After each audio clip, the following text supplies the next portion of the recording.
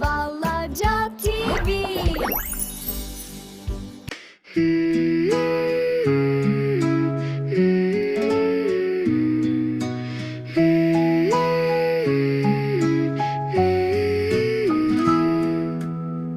Bir göylerde tek güneş, iki göz var herkeste. Üç tekerli velosiped sürürük biz heyette. Dört ayağı var masanın, beş parmağı var elimin.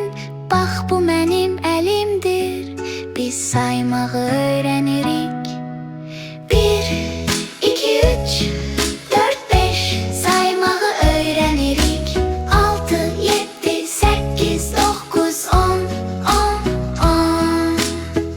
Altı ayağı var arının, yedi rengi var göy kuşağının. Sekiz planet var Güneş sisteminde.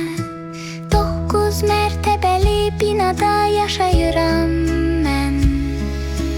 On parmak var iki elimde, birlikte biz sayırık.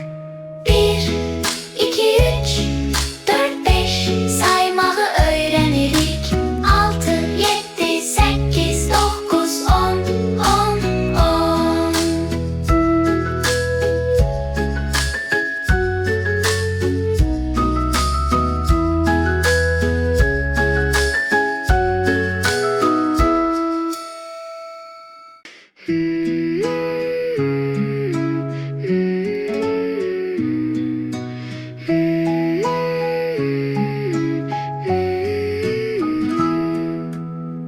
Bir göylerde tek güneş, iki göz var herkeste.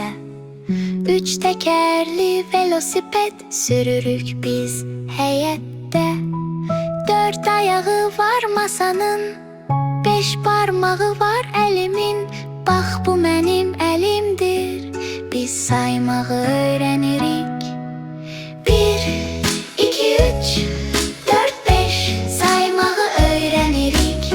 Altı, yedi, sekiz, dokuz, on, on, on.